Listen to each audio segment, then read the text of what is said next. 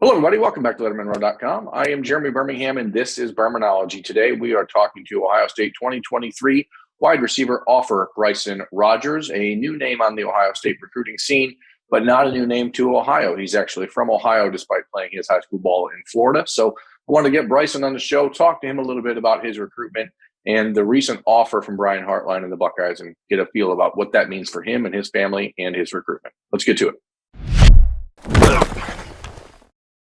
As promised, Bryson Rodgers is joining the show now. Bryson, thanks for taking time on this Sunday night.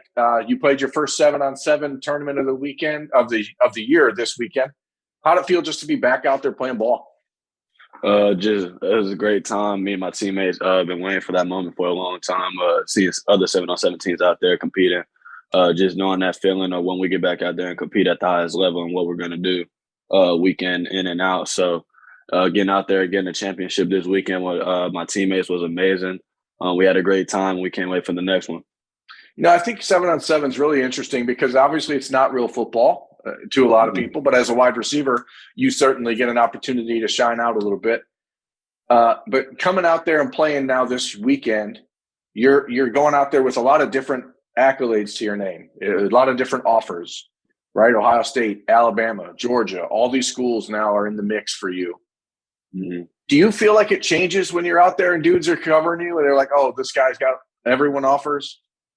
I mean, yeah, a little bit, man, but there's a lot of good in it too. You get to know a lot of more kids your age too as well, just showing respect, like keep up the good work type thing. So like not everybody's out there just to disrespect you or talk just because they know who you are. Just so I mean, I don't play with a target on my back at all, but I mean, it definitely might be there, but I don't play like that. I mean, I just love the game of football. I'm just out there playing the game I love. So just being out there, it's pros and cons to it. Meeting, like I said, kids your age with the same goals as you, just meeting their type of personality, where they come from all over the country, different states. So definitely good pros and cons to it, but I love it. I love it, absolutely. One of your 7-on-7 teammates last year with Team Tampa is Kai Stokes, who is now an early enrollee freshman at Ohio State. And obviously, Ohio State offered you a scholarship about 2 weeks ago. What's been the conversation with Kai? I know you and your family are close with him and his family, but now that he's actually been on campus in Columbus for a month, what has he been telling you about what life as a Buckeye is like? Man, he loves it, and he said I love it as well. Him and me knowing each other for so long, we know each other's personalities and what type of things we like so well. And we played together on, like you said, on Team Tampa, and we also played a lot of training off the field, and we just know each other so good from a personality standpoint. And just saying, furthermore than just your dream school, like bro, this is the type of environment you would like. It's competitive nature every day. Dudes ambitious to get things done. Great coaching staff, great schooling. Even at the school, he said it's a great atmosphere, great vibe, and something I'll definitely fit into. And I mean, me and Kai talk a lot about it, just making that type of decision and just feeding me in and giving me more knowledge on the program and how he feels at Ohio State early enrolled, and he loves every bit of it. So it's great things to hear.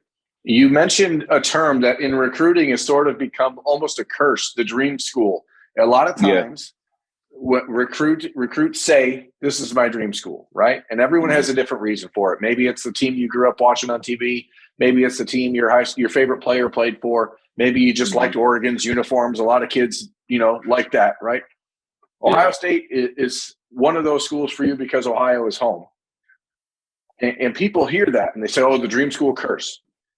Is it hard for you to separate that dream from the reality of having this opportunity now? I mean, a little bit, but at the same time, I give everybody equal option. It doesn't matter what school, what type of coach you are. I give everybody equal option in my recruiting. So that's just my biggest standpoint on just making these great type of connections. Even though if a program's not in your very interest, there's also great people at these programs. There's also great personalities, great coaches, I would say, not just guys at these programs. So I mean, not just blowing everybody off, keeping it very cordial. Because coming from Ohio, I mean, there's a lot of kids that would probably got that scholarship and went right away, not seeing any facilities, how they run things, the school environment, not talking to any former players or players right now. So I mean, I just try to keep that cordial as possible with all these with all the blessings I have in my life, just to keep it cool and give everybody a fair opportunity. With the Buckeyes, because we do cover Ohio State on Lettermen Row, so let's be clear, we do talk mostly about them. But, you told me as we've gotten to know each other a little bit over these last few weeks that Ohio State, Georgia, Alabama, those are kind of the three in the top of your mind. How does Ohio State overcome teams like that? Obviously, I mean, the dream school matters, but you've been to Alabama, you've been to Georgia, you haven't ever been to Ohio State as a recruit. What do the Buckeyes have to do to really get themselves into that upper level? What I'll start with is Coach Ryan Day. I mean, I love his ambition as a head coach, what his goals and his purpose to head coaching on the field and off the field. So that's a big start, and everything starts with your head coach. Second, I would say Coach Hartline and the way how he operates. I don't know if people over the world or in the country have realized, but Coach Hartline takes no transfer wide receivers with the new portal. He takes to his 3 to 4 guys in each class, and he got the best. He doesn't feel like he needs to go to the portal. So that's a big upside, knowing if I sign here, they have an opportunity to bring a dude in as a senior, and he's having the same opportunity as me because they're giving that same type of scholarship to him to come play for my school. So just knowing that Coach Hartline is true to his guys, I mean, that loyalty is huge. And playing another factor. And third, just knowing so much knowledge and just knowing so much knowledge about the program, about Ohio State. I mean, like you said, I grew up watching them, and just knowing so much and knowing the deeper details of just playing football is a big aspect into why Ohio State stands at the top for me. Obviously, Brian Hartline is regarded by most people, I think, as the country's best wide receiver coach right now. But he's a guy who 15 years ago was in your exact same position, from Northeast Ohio, had an opportunity to go to Ohio State and play football for the Buckeyes. How important is that as you start to figure this out, which coach you want to play for at the next level, to know that guy has been in your shoes? Yeah, I mean, that's a big part. Knowing that he took the same type of steps of you having a dream as a kid to go to the next level and then advance your game to the NFL. But and him also knowing being the great guy he is, like the things behind just football, what you got to look for with with career development after football. Like he told me he never thought he was going to be a coach. He thought he was going to play football and be done. But turns out he comes out of the NFL, he retires, and he's one of the best coaches in the country. And that's what I want to do after playing the game, is get back to it as much as possible. So just seeing his steps to his career and just knowing I could fulfill that as well, and just, I mean, not really follow the lead, but, let him lead as an example. If it's possible, and it's definitely something I could do. So if we take a step back a couple of weeks, the first time you and I talked was before the offer came, and I told you, I'd heard some rumblings that they might be offering you, and wanted to try to get a little bit of feel for what that would mean to you and your family. When that offer finally came 5 days later, can you just explain the phone call, not just with Ryan Day and Brian Hartline, but then the one after that, the one to your mom, the one to your family in Warren, Ohio, and how they responded to that moment? Man, it left me speechless. Just meeting Coach Hartline left me speechless, I would say, as well, because I met him. He came to my school first at 11 a.m. and he met. We just talked. We talked for a good amount of time, and I was like, I can already feel the connection with him. Then he came back after my school day was over, for he could have more time. I'm out of school now. We can really be face to face, and just knowing he came back to talk to me was deep. And then, and my family, like you said, it was just insane. Just seeing the smiles from Warren and my mom and dad. He was on his way to Texas. I think he was leaving Fort Lauderdale from Texas, and he was just saying about how locked in and how focused I looked, and just really given him a full blown conversation, even if it wasn't about football. So my parents hearing that, I mean, that's what they raised you for, to make you a great young man. So just that whole process, that whole day was a dream come true, and experience I'll never forget. Bryson, you're a 4-star wide receiver. You're at Wiregrass Ranch High School, and I don't know how Zephyrhills, is that how it's pronounced? Zephyrhills. Zephyrhills. Yeah, Zephyrhills. Wesley Chapel. Yeah, I tell people Wesley Chapel. Yeah, Wesley Chapel is way easier. Somewhere near Tampa, right? I mean, recruiting right now is so important how you develop relationships with other kids in your class and the opportunity to get to know the guys that you could be playing alongside. Has there been any increase in conversation, or have you started to have conversations with the guys who are currently committed to Ohio State or the other guys who are considering them? Oh, yeah, definitely. Me and Troy Ball as well. We play on the same 7-on-7 team as well. He goes to Jesuit High School. Troy is really loved by the Buckeye staff, and he's also a great person as well. Once you get to know him, I mean, he's so down to earth. One of the most down to earth people I ever met.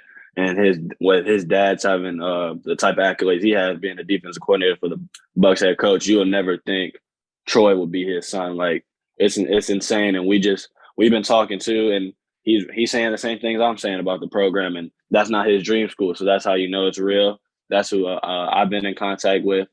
Also, Deshaun Johnson out of Warren High School. He was previously offered as a defensive back. I talked to him as well. We plan to get up at Ohio State probably around the same time, just taking that process. And, yeah, just connecting with those two and them being really right on my 7-on-7 team is perfect because we get to chop it up, get each other's output, and put our knowledge in on Ohio State. And you traveled to Rutgers with Troy for a visit, correct? Yes, sir. So you guys do have a little bit of a thing where you kind of get an opportunity to see some places together. I know Georgia's up near in his top list, and as yours as well. So it's going to be interesting as you start to break this down. You've never visited Ohio State as a recruit, like we said. So when is the plan for that? Is it March? Is it April for the spring game, which is the Easter weekend? I mean, how do you see that playing out? I definitely want to get up there in March. March 5th, I'm booked that weekend to go somewhere, but definitely after that, I'm looking to get there probably that weekend after March 5th and then come back for around the spring game, spring practice this time, or just to really went into that spring game because you could get the whole day and then watching them play spring game. So just getting the full experience, taking the best time opportunity I can as possible that's there for me. So definitely trying to get out there 2 times in the March and April month. Absolutely. The nice thing is you can take one of those visits as an official visit if you choose to, and they can pay for that. So that makes it a little bit easier. How's the conversation with your family in Ohio been? How's it changed since this offer? I mean, is it a lot more, hey, man, you can play close to home? The last time you were up in the Midwest, you went to visit Michigan, ironically, as an Ohio kid. What is the relationship like at home right now in Ohio? Is everyone just freaking out? Yeah, it was a freak out, man.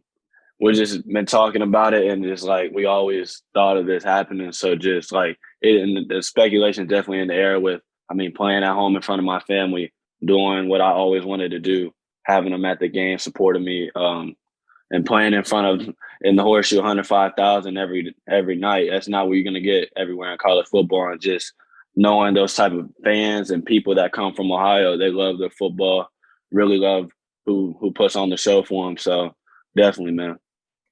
Well, last thing I'll let you get out of here is you start to break this down over these next few weeks and months. I assume, you're talking about official visits in the spring. Does that mean you're hoping for a summertime decision, or is it something that, hey, whenever you know, and you're going to pop at that point? Or, how do you see this playing out? Just a little bit mixture of both. Just letting everything play out to its fullest. But I definitely want to be committed by the summer of this year. For that way I got time to get my early enrolled classmen going, my classes going. But that way I'm properly set up to get into college by December, January. And then, just let it play out.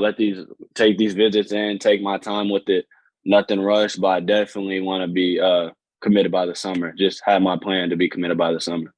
Awesome, man. Well, look, we really appreciate you coming on the show and giving people a little bit of insight into your recruitment. I know these last few weeks have been a whirlwind, and you get a little bit of a break right now, and then it goes right back to crazy town. So enjoy this little lull.